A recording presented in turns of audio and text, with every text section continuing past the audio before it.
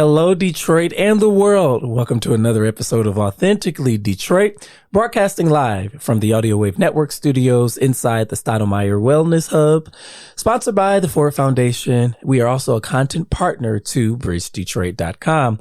I'm Orlando Bailey, and my co-host Donna Givens-Davidson is taking some much-needed time off. We are sending her our love and good vibes as she seeks respite. But first, I want to thank you for listening in and supporting our efforts to build a platform of authentic voices for real people on the east side of Detroit. We want you to like, rate, and subscribe to our podcast on all platforms. Hey, listen, there is a listener survey in the description of this podcast. You're going to hear us talking about this a lot. Listener survey is in the description of the podcast. We're hoping that you, especially our faithful listeners, take some time to complete our listener survey. Today, we are happy to welcome attorney Tonya Myers Phillips from the Right-To-Counsel Coalition. Attorney Phillips was present in a somewhat tense planning and development committee meeting last week, where she and some council members debated members of the Duggan administration on the legal vitality of a proposed Right-To-Counsel ordinance. So happy she's joining us today. Attorney Phillips, welcome to Authentically Detroit. Thank you so much, Orlando. I am so excited to be here with you today. And we are excited to have you. It's been a long time coming.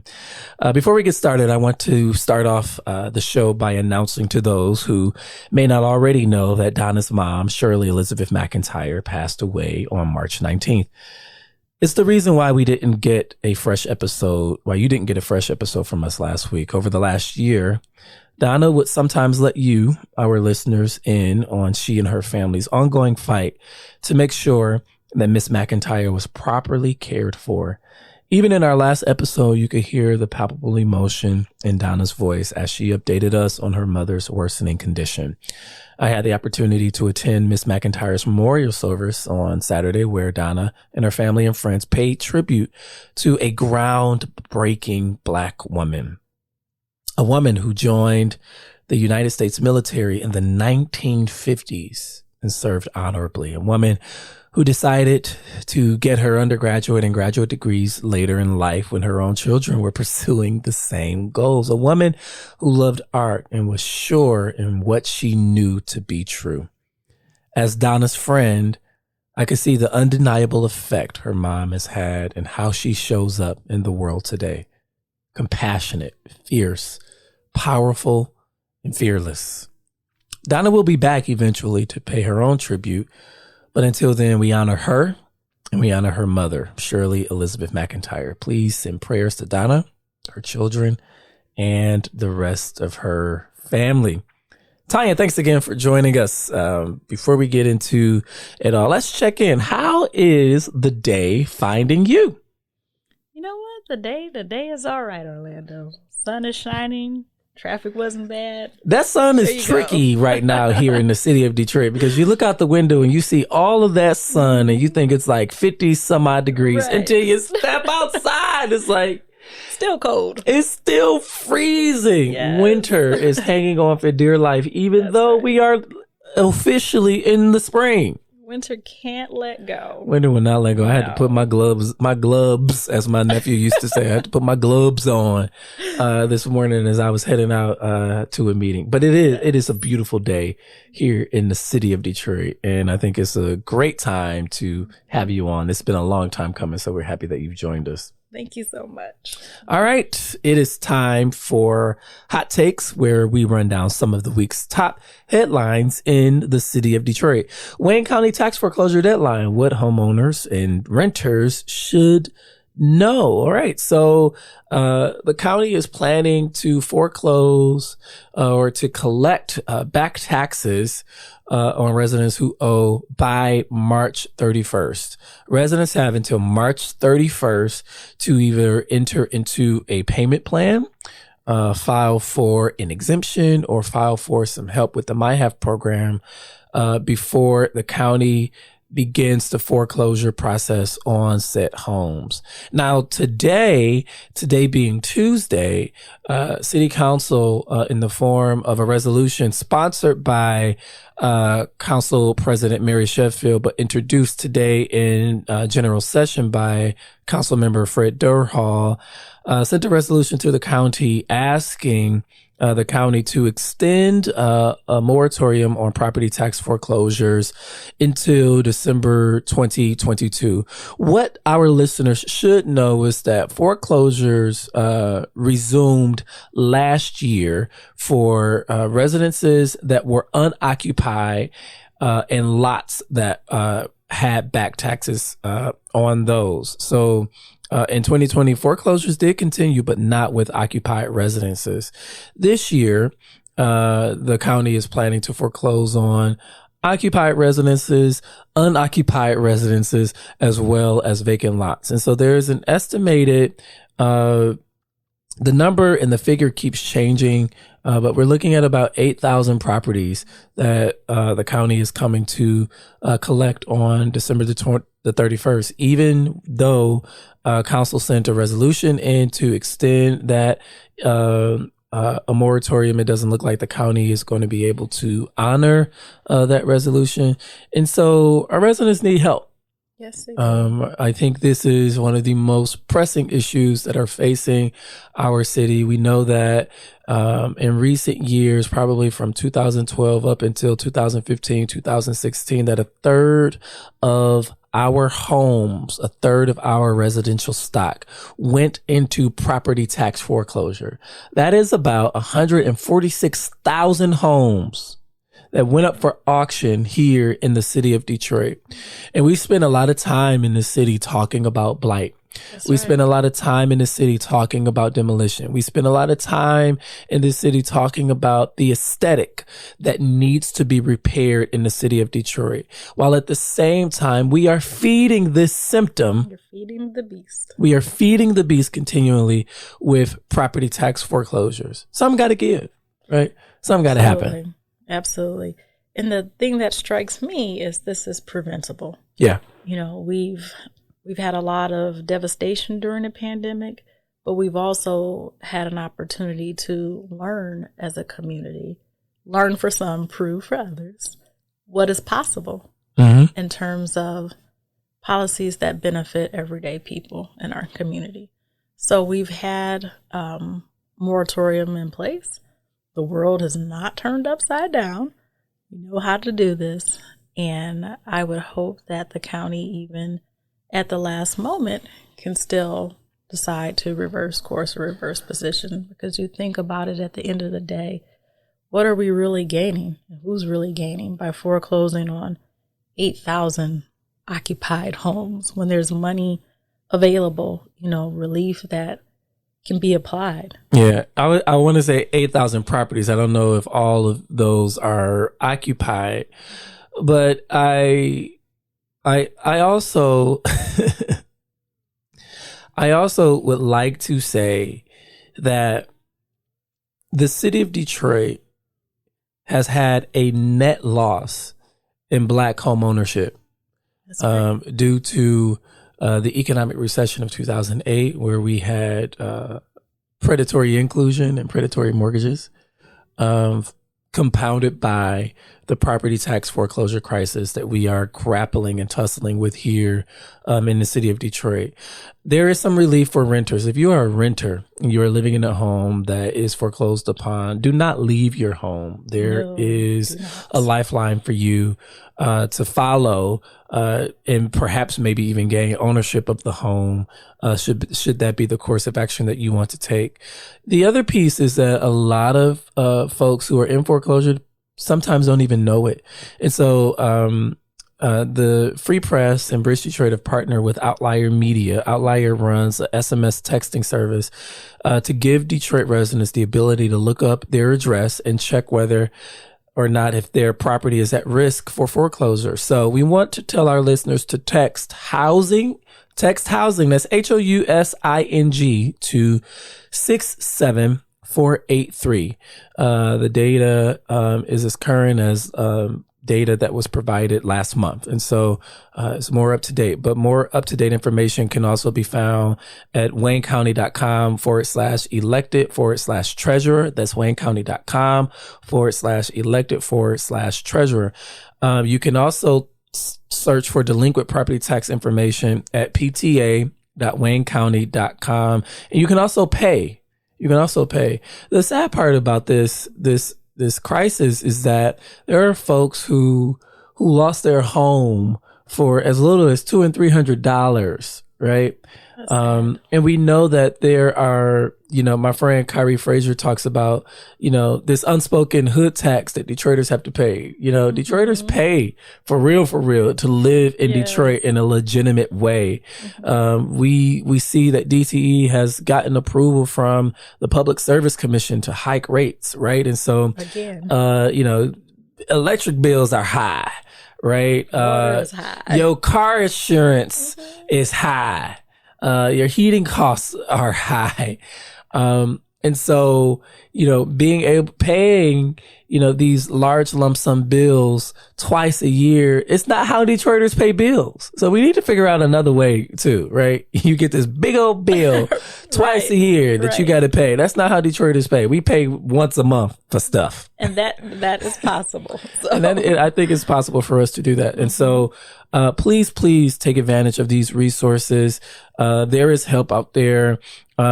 There are folks who are probably headed into property tax foreclosure who shouldn't be paying property taxes at all because they are under the federal poverty guidelines, and there is a poverty tax exemption for them. And you can call groups like Eastside Community Network to see if you qualify at 313-571-2800. We want you to be in the know. Don't be afraid to open your mail. Open your mail. We know it's traumatizing and we know that it's hard, people. Open up your mail, read these notices, and seek out help. There is help out there. All right. Also, in hot takes, the 2024 NFL draft is coming to Detroit. What does this mean? JG is happy about that. As you can hear from the applause, JG is an avid sports fan. He wakes up and goes to sleep to Sports Center and ESPN. So I know he's happy about that. There's an estimated influx of 600,000 people coming to the city of Detroit for draft festivities.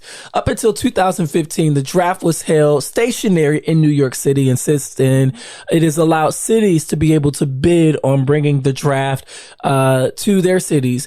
Without a doubt, the city of Detroit and the region, it is a sports town. It is a sports region, right? Yeah. We have everything. We got hockey. We got football. I heard rumblings of trying to bring a soccer team here. We got the Detroit Pistons here, who ain't winning right now, but they're here. They're here. Amen. We got baseball. Amen. So we got everything here, right? Yes. We have everything here. Detroit is a sports city, and we are a loyal sports city, even when our teams to a fault are losing. I think Detroit Lions fans get traumatized every single year. They get their hopes up, right? Every single year. We had Matthew Stafford for years. We're so traumatized that we're claiming Matthew Stafford's win as our own. Right? That's how traumatized we are when it comes to sports. But an estimated 600,000 visitors are scheduled to be here, right? That's how others, and that is a median number based upon the influx of visitors that other cities who have hosted the draft have gotten, right? Is this a financial windfall for the city? We don't know. We shall see. How much money will the city end up putting up, right? Because this still comes at a cost to cities who wants to host the NFL draft. How much does that cost? We don't know yet. These are questions that we will continue to be asking. Can you come to the draft? Can you come to Campus Martius, which would be the epicenter of activity for the draft?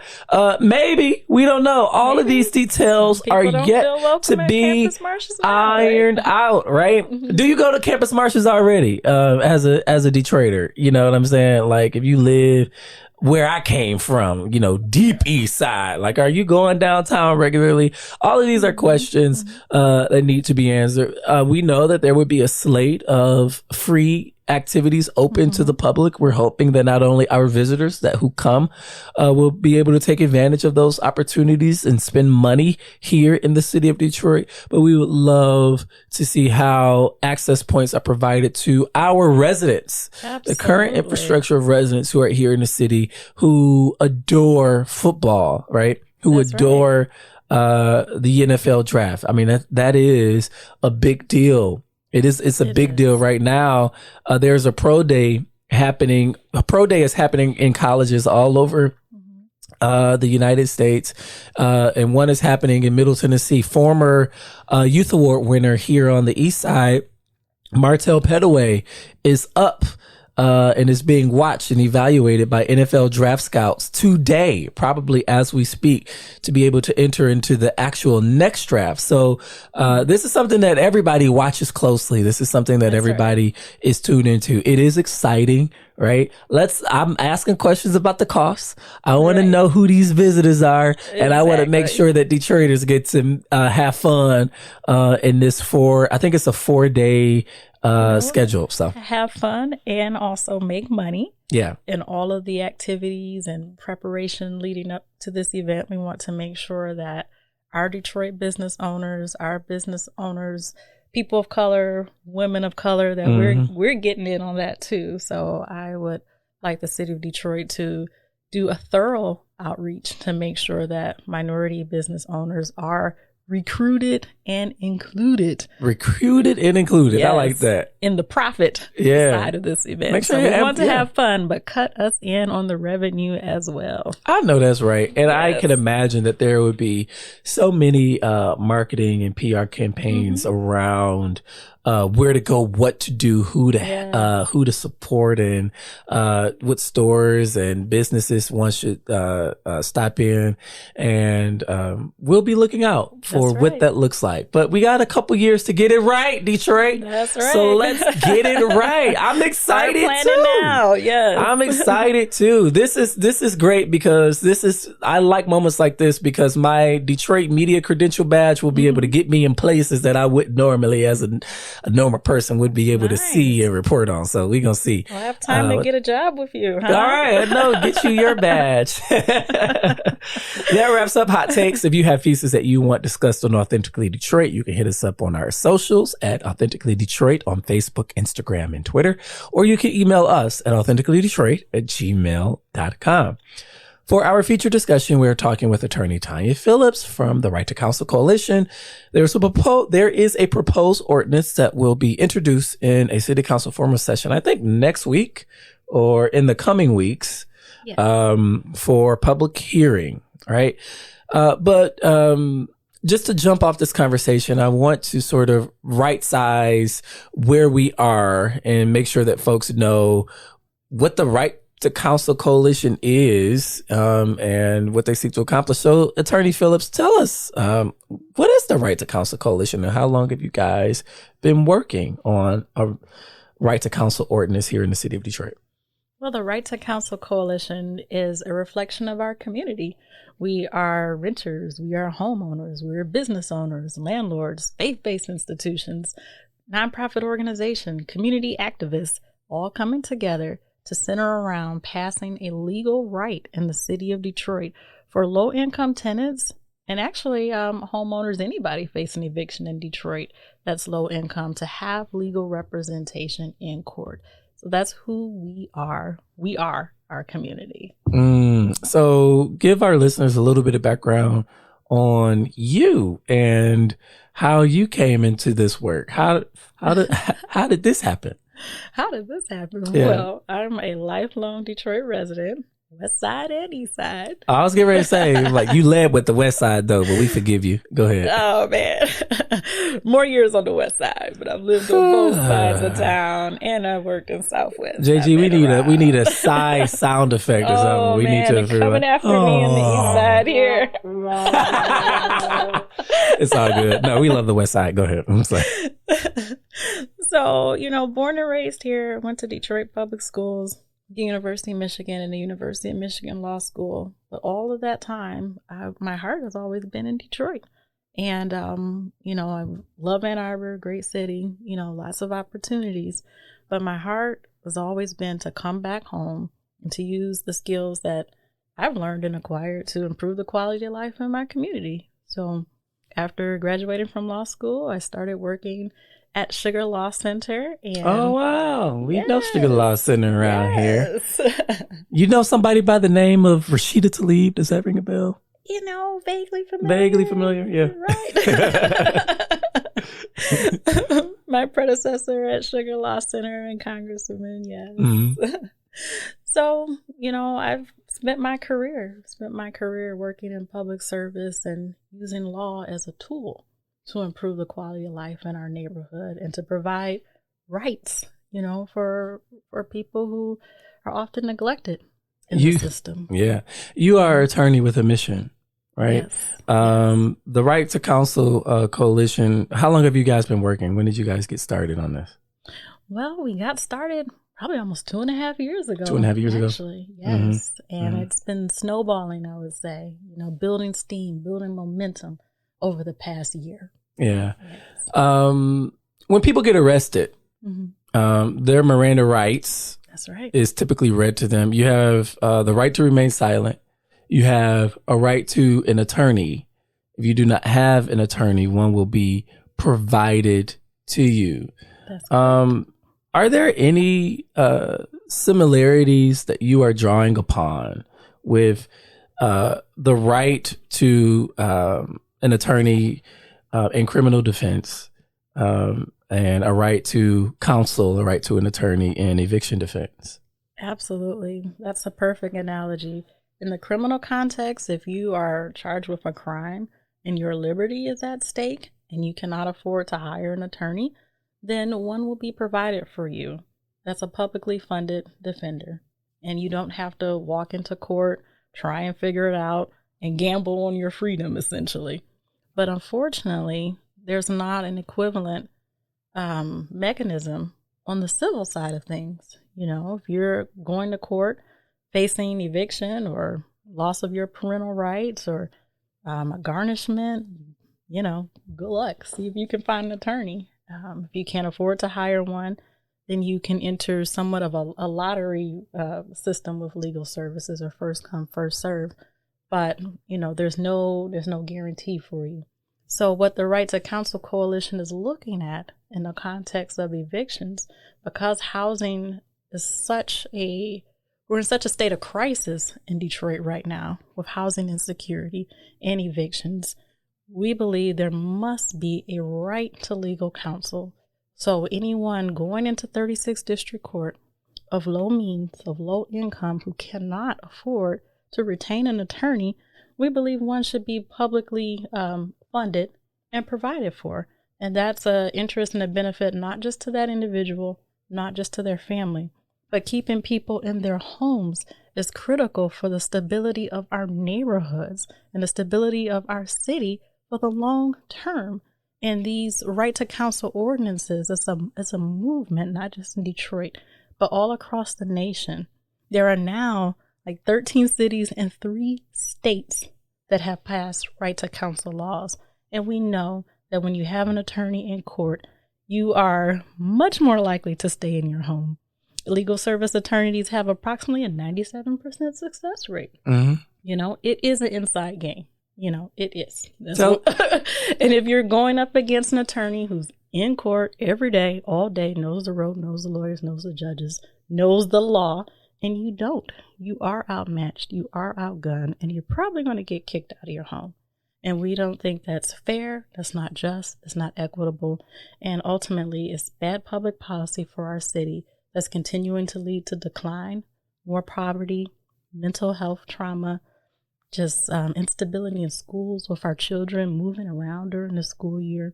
So Right-To-Counsel addresses a lot of deep systemic issues, and just looking at what we've learned all over the country, we are confident that this is the right solution, the right policy, and it's the right time in Detroit to do this now. So that's what we're about. Tell us how the proposed ordinance is supposed to function and be funded. Right now, I know that The ordinance is sitting at the city council table and will come to formal session. But is this a local legislative fight? Is this a fight that also needs to go to Lansing?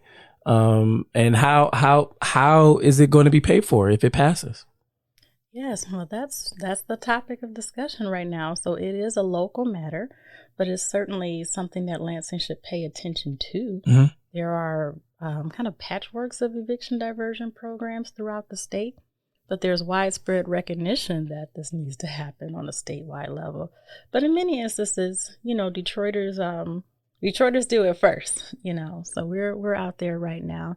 And in terms of how is it going to be paid for, there are typically three ways these ordinances have been funded, mm-hmm. and policymakers can essentially pick one. One is public funding.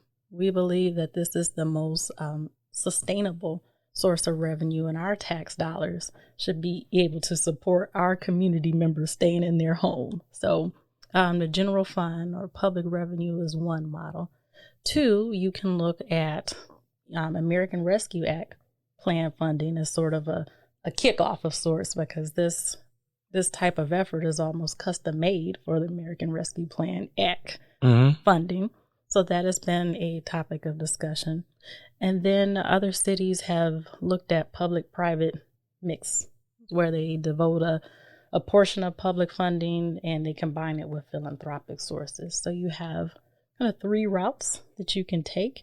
And as long as it's paid for, that is sustainable, that's okay with the Detroit Right-To-Counsel Coalition. But again, looking at a public funding source appears to be the most sustainable source of funding for the long term.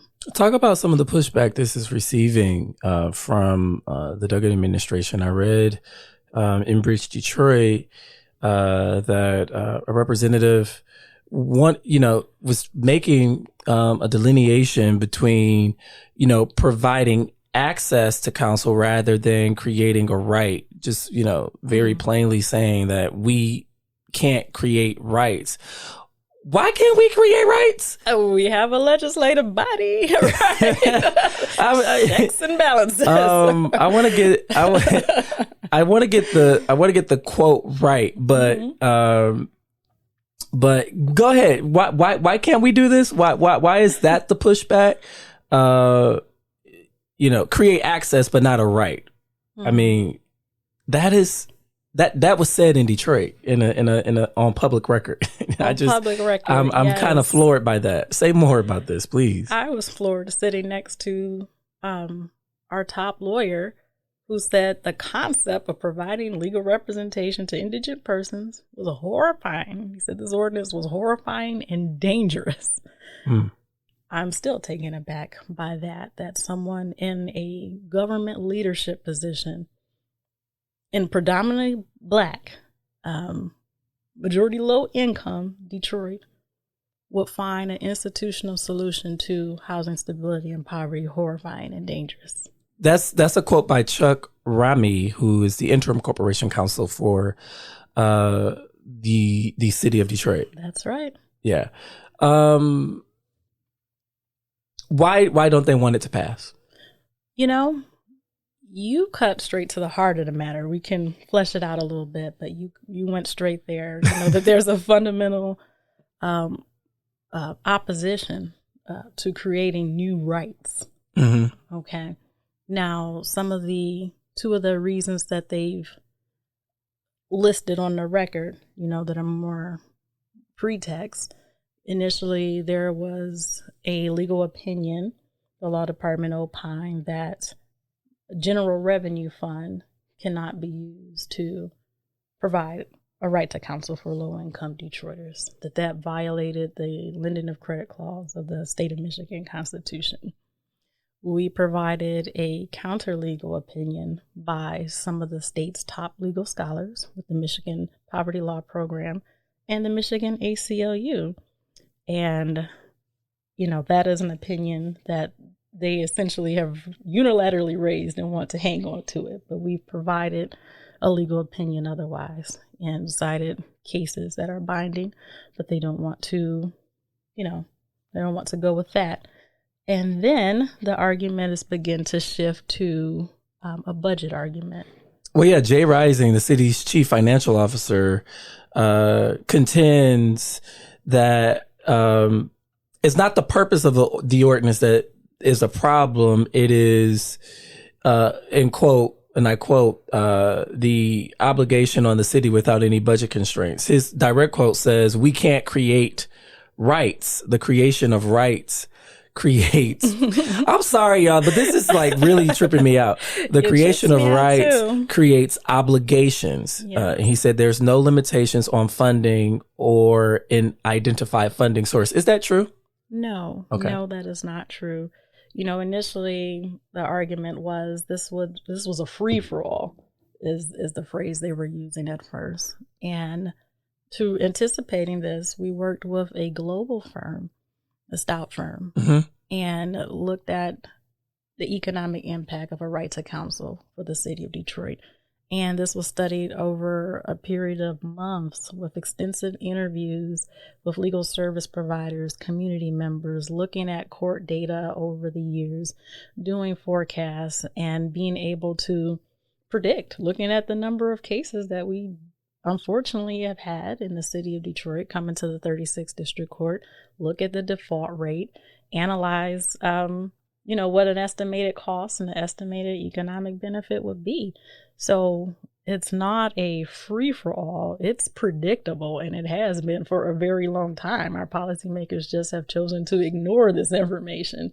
But we worked with this firm to compile this in a study, and instead of having an honest conversation about numbers and about what the upper cost limits would be for implementing a right to counsel, the administration has chosen to pretty much ignore this study, put it on ice. It's creating a straw man of sorts, So, when you begin to pick away at it, you say, well, we have a legal objection. You go and you do the legal research.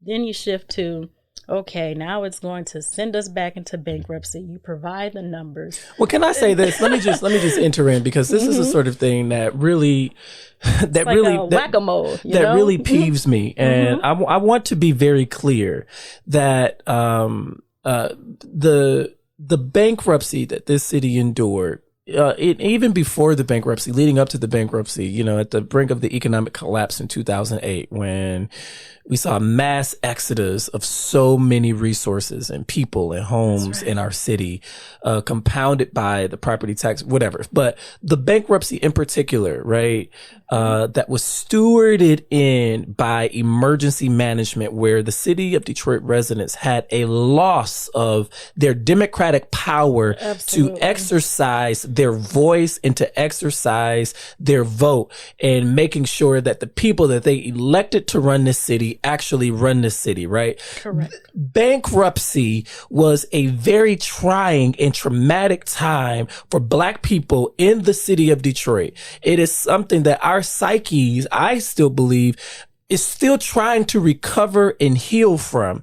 And one of the trends that I am noticing with this administration, and it pisses me off, to be frank, is that when something comes up that they don't want to pay for, they float this bankruptcy word in the face of Detroiters. They float not being able to pass a balanced budget because we're still under review from the the Financial Resource Commission. It could potentially, harm that, and then we can go back under state control. It is fear mongering at its worst. I'm right there with you. It is knocking on the door of an already traumatized psyche. It is triggering. It is triggering, especially to the Detroiter who may not have access to any other messaging or counter messaging. And we live in a city where I've seen the administration, I've seen council figure out how to pay for stuff that they want to see. Come on now. Like, what plenty of blight and demolition. Plenty of demolition. Right? With all kinds of funds from HUD, ARPA funds, whatever fund, whatever philanthropic organization, corporation, all of this stuff. We have Come more on, than y'all. enough Stop it. Tear down Stop 100 vacant commercial properties. Yeah. 100. I'm sorry. I get passionate about this. Who's living in vacant buildings? There's nobody living in the vacant buildings, and there is a focus, and I keep saying this, and I'm going to keep saying this because I want to push us to this conversation, that there is an intentional focus around the aesthetic makeup of the city of Detroit. Detroit needs to look a certain way. And I'm not mad about it. I'm not mad at it because for far too often, Detroit was the poster child for blight in America. Yes. New York Times set up posts here, right? The train station was the poster child for it. So I get that we need to proliferate a different message. Okay. So we focus on the built environment, but we cannot focus on the built environment in spite of the spirits and the soul of the residents here in the city of Detroit. And so I'm just floored that we can't do a couple things at once. We can. It's a matter of political will. Yeah. And the administration doesn't want to. Yeah. But we can. And just following up on what you said, what resonates with me is that, Detroit, it's not our buildings. It's about people and investing in our people. And that's what Right-To-Counsel is about. It is an investment in our people. It is an investment in our community. It's legally sound. It's financially sound. Not only do we have a very pretty concrete estimate, upper range of the costs, this study even shows that there would be a return on investment in implementing a Right-To-Counsel. Why? Because there's less of a strain on our emergency service systems, and you're retaining residents. Because the other thing that people don't like to talk about is that our residents are, income is decreasing and our population is decreasing. And nobody want to talk about that. I remember asking the mayor about this question. I asked the mayor this question, and I know that he's fighting the census results, but, the preliminary census, sees us losing population once again.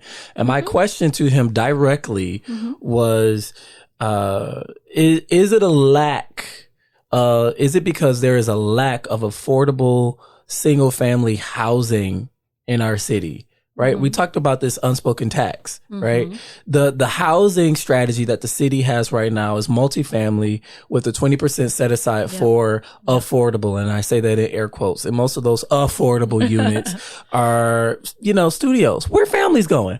Families going to Roseville. Leaving They're going to Warren, right? To live cheaper and to have, stable housing. The mayor's answer to me was people are buying homes from the land bank and fixing it up. And I'm talking about, and you guys are talking about low to moderate income. You guys are specifically talking about low income folks, not people like me. Like, if you know what I'm saying? Like, I can afford a lawyer, right? Yes. I want to name that. You all are talking about folks who are severely low income, and their low income status has been exacerbated by the effects of the ongoing COVID-19 pandemic, probably not even to mention the floods that happened last year, which some people have not recovered. Right. There's a voicemail on the Bridge Detroit voicemail right now talking about there's a family who went all winter without a furnace that they lost in the flood. Right. Wow. There's so many, and it's compounded issues. It's not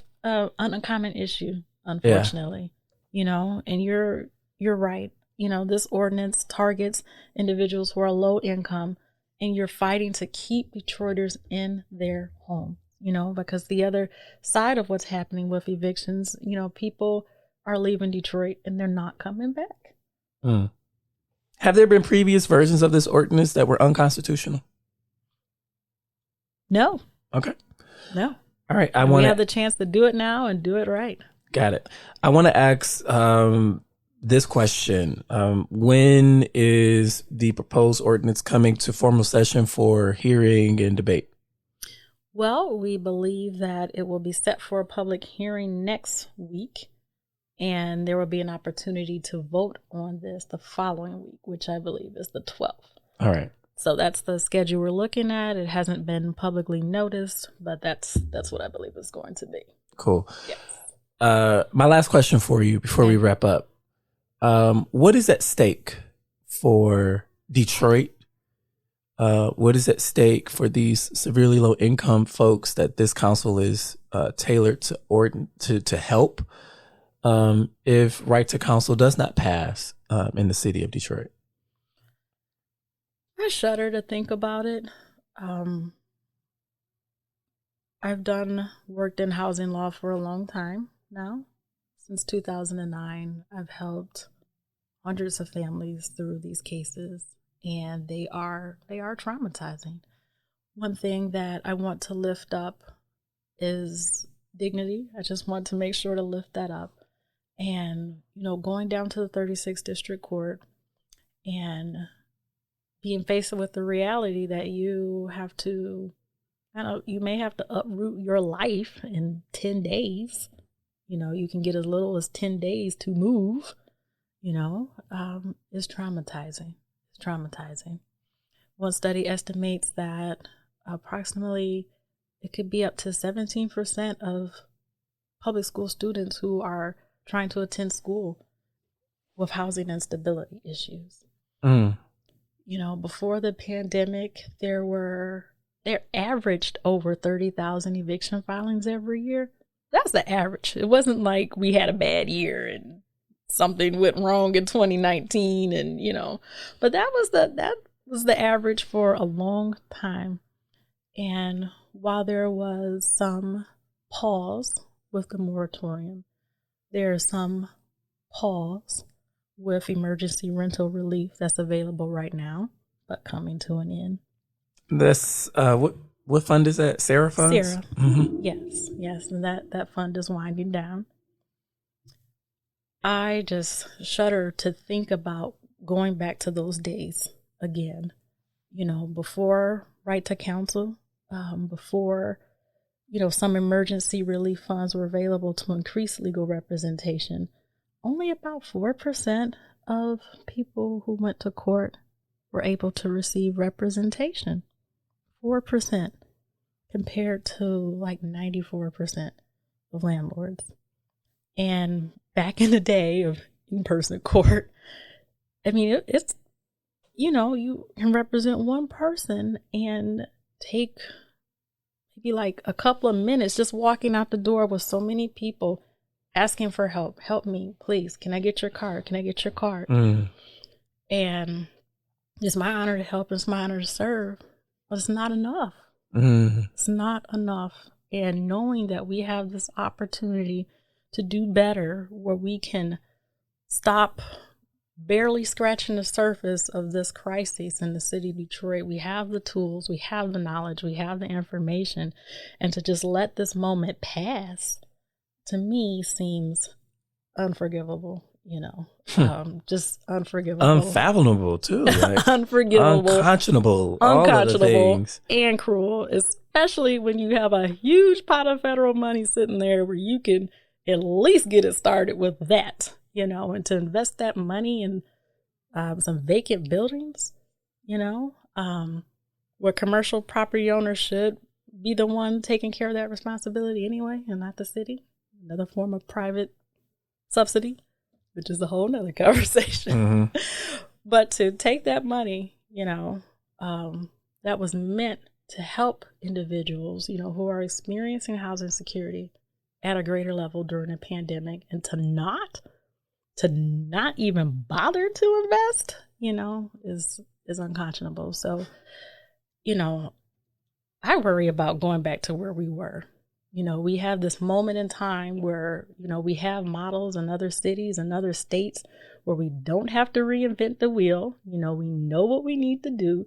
It's a path of how to do it. There are funds available to do it. And there's no reason not to do it. To let that pass, like I said, is just there's no reason.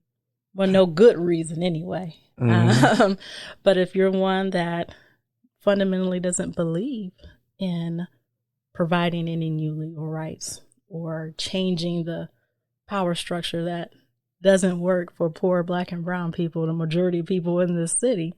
I mean, that's how you feel about it, and I suppose that's the reason. But if you're looking at the best interests of Detroiters and what we need, there's no reason not to get this done this year, this budget cycle. Rights in the past, if I'm not mistaken, have all been legislated. Have all been through some kind of legislative process. So Attorney Tonya Myers Phillips, thank you so much for joining us today on Authentically Detroit. Thank you so much for having this conversation, or allowing me to have this conversation with you and your listeners in our community. It is our pleasure. If you have topics that you want discussed on Authentically Detroit, you can hit us up on our socials at Authentically Detroit on Facebook, Instagram, and Twitter, or you can email us at authenticallydetroit.com. It is time for shout outs. I got a couple of shout outs, and then I'll turn it over to you, Attorney Phillips, if you have some shout outs. I want to shout out Nathaniel Wallace at the Knight Foundation, who moderated a panel with me and the new CEO of Michigan Central Station for the Downtown Detroit Partnership annual meeting on the state of Detroit. And the way that he framed the conversation, he created a space for radical truth telling in a community that typically only sees the good commercials about what's going on in the city. And people doing work in the city. Mm-hmm. And I was a part of that. So I want to thank Nate Wallace, but also thank Adriel Thornton, who is the executive director of MOGO, who sits on that committee, who threw my name in the ring to be a part of that truth-telling space. Nice. And I want to shout out my friend Candace Fortman, who is the executive director of Outlier Media. Who joined me at the table last week, at the Urban Consulate Confidential table last week, for a one-on-one interview that I think is going to touch the hearts of so many people in Detroit and even around the nation. She called it her love letter to the city. And so I can't wait for folks to see it. And once again, shout out to my friend, and my co-host, Donna Givens Davison, who's taking some much needed time off to grieve, to recover, and to come back when she's ready. Absolutely. So we love you, Donna. We're praying for you and your family. Tonya, you have any shout outs? Sure. Well, I want to shout out Detroit residents and Detroit Right-To-Counsel Coalition members for their bravery, for their heart, and just strong advocacy in pushing this forward. And of course, I need to shout out City Council President Mary Sheffield, Pro Tem James Tate, Member Durhall, and Member Johnson for voting this out of committee last week, and all the other city council members who have expressed support. So shout out and just encouraging them to keep it, get it on across the finish line. So, take that last step. And I want to shout out my family, shout out my husband, Nate Phillips, and my son, Nathaniel Phillips, who are awesome and patient. And they're, you don't always see everything going on behind the scenes, but they just are such a blessing. Why mama working so much? Why mama going all the time? Right. What's she doing? Bringing my plate upstairs on a Zoom call. On a Zoom call, yeah. Oh, yes. You shouting out the council people made me remember to shout out council person for District 4, Letitia Johnson. Yes. So I got my happy-go-lucky self on Facebook last week. Yes. Last week on, I want to say it was the 24th. It was the 2-year anniversary of our dear friend, Marlo Stoudemire's passing. And I was like, on Facebook, so has the city of Detroit government declared March 24th or a Marlo Stoudemire Day in the city of Detroit? Because we need a Marlo Stoudemire Day. That's what I'm saying, right? Yes, we do. And Letitia Johnson was on my commented underneath the status and said, we got to do this. She's going to introduce something. Wonderful. Her office reached out to me today. Yeah. And wants to connect with Valencia Stoudemire to figure out how we could make a Marlo Stoudemire Day in Detroit a reality. I don't think there's no one more deserving. Let's make it happen. So we're going to make it happen. So Yes. shout out to Letitia Johnson. Shout out to Valencia Stoudemire, who showed up at Eastside Community Network in the Stoudemire last Thursday as a check for $1.7 million was presented in Marlo's name for the Stoudemire Hub here at ECN by Congresswoman Rashida Tlaib. So some amazing work happening, some amazing advocacy happening, and his legacy lives on. We love you, Marlo. We miss you, man. All right. That's going to wrap up this episode of Authentically Detroit. We thank you so much for listening, and we want you to catch the wave.